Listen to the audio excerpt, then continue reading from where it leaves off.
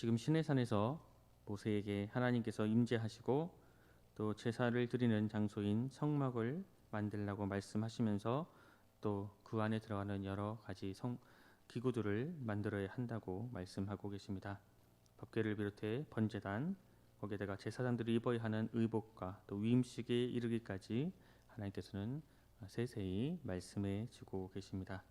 또 하나님께서는 다시 성소에 있어야 할 것들에서 말씀하시면서 번제단에서 제사를 드린 후에 성소로 들어가기 전에 있어야 하는 것들을 말씀하고 계십니다. 오늘 본문을 크게 두 부분으로 나누어 볼 수 있는데, 먼저 17절에서 21절 말씀은 물두멍에 관한 규례를 말씀하고 계십니다.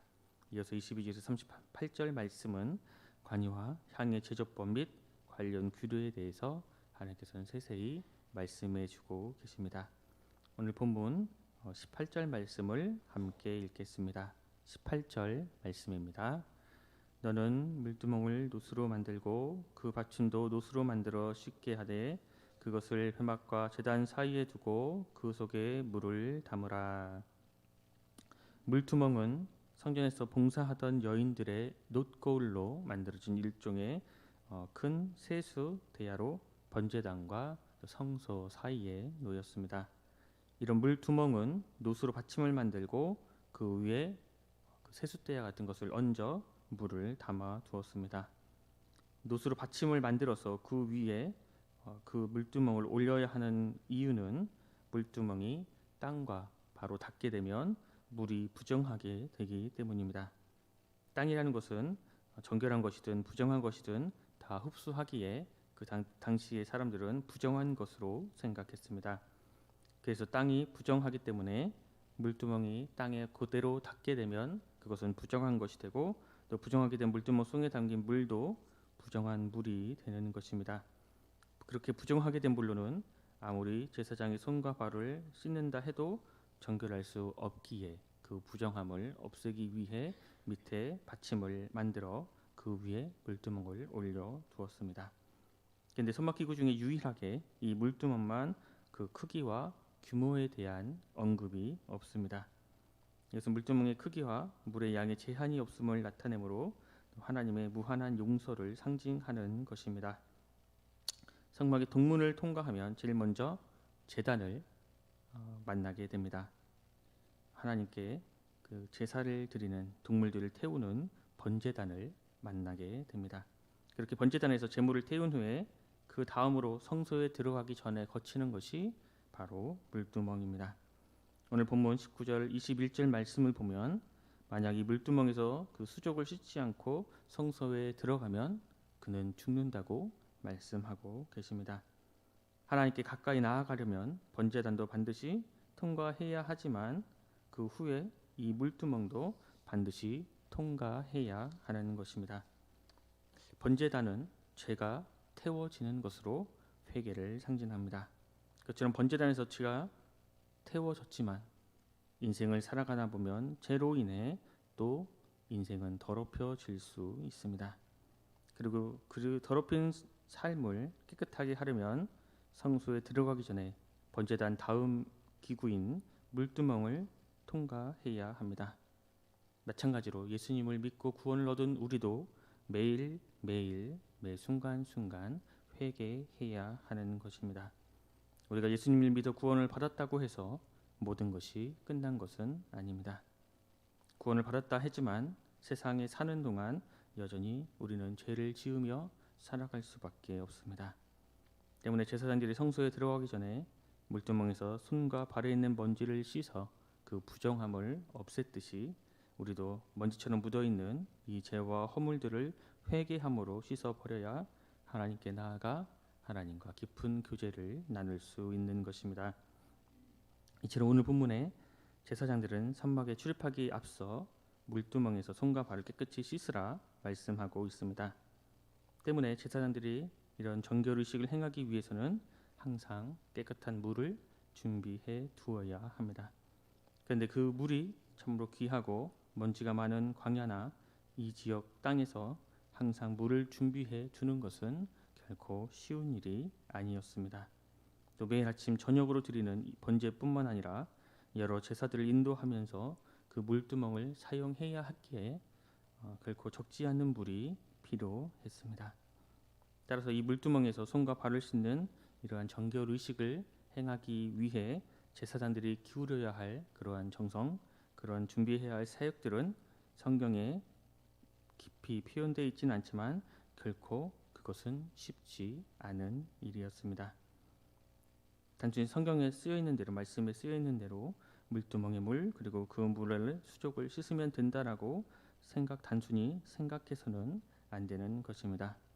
그 물을 채워진 물을 사용하고 또 다시 물로 채우는 그 모든 과정들은 수고와 땀을 요구하는 준비가 있어야 하는 사역이었습니다.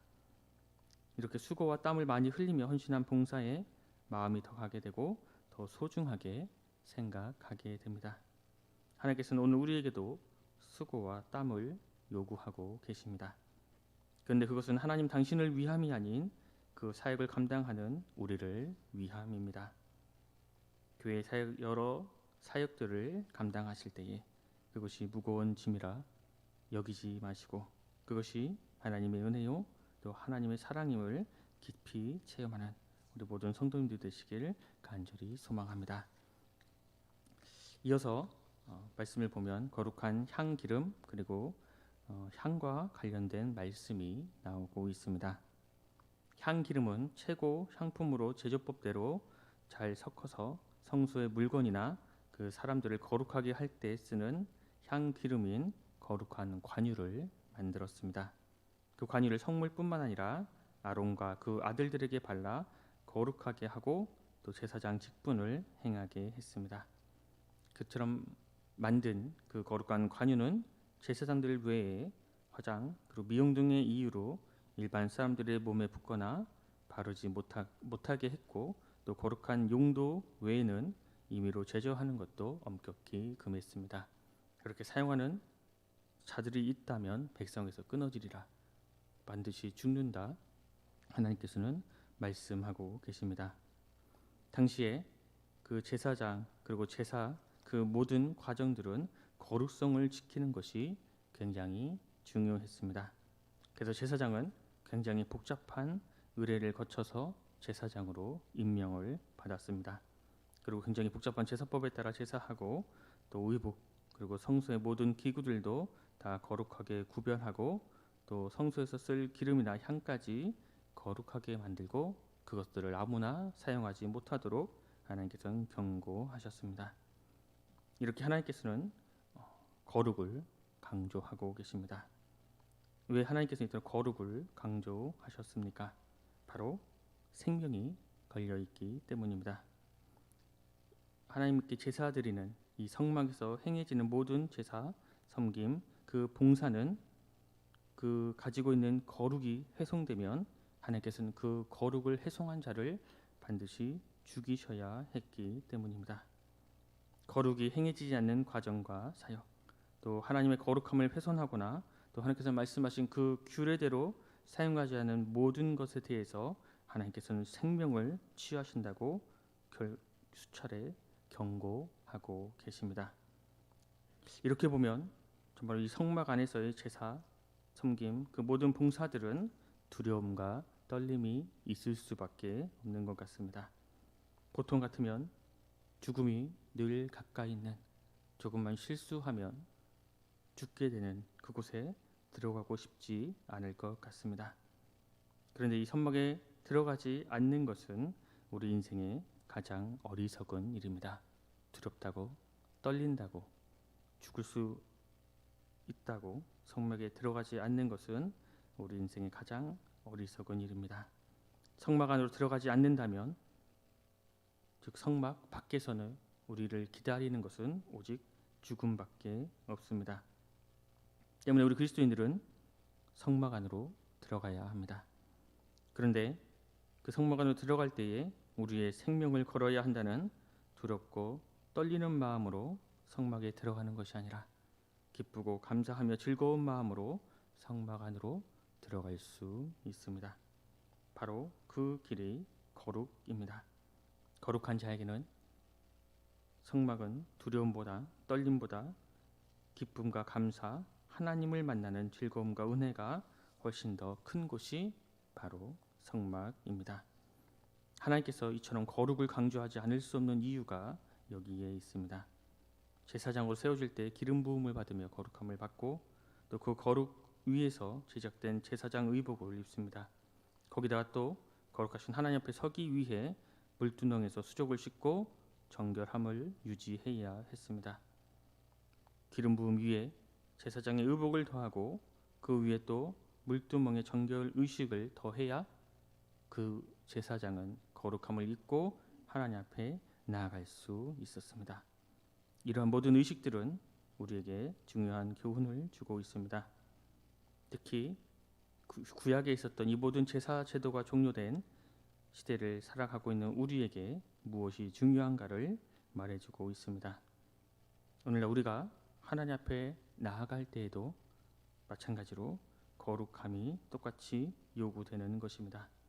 하지만 오늘날 그 거룩은 이 구약 시대처럼 기름을 붓거나 거룩한 옷을 입거나 또 물두멍에서 수족을 씻는 방식의 거룩함이 아닙니다.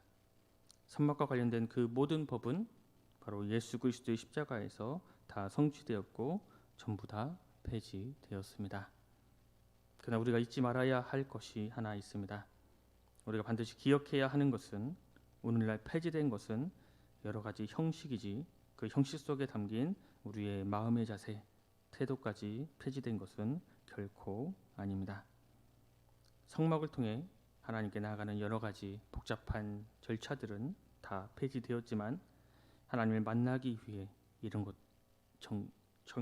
이러한 절차를 거치며 이스라엘 백성들이 가졌던 겸손한 마음, 거룩한 마음의 자세와 태도는 오늘날 우리들에게도 똑같이 요구되는 것입니다. 때문에 우리는 겸손한 마음으로 예수 그리스도의 보혈의 공로를 의지하며 나아가야 합니다.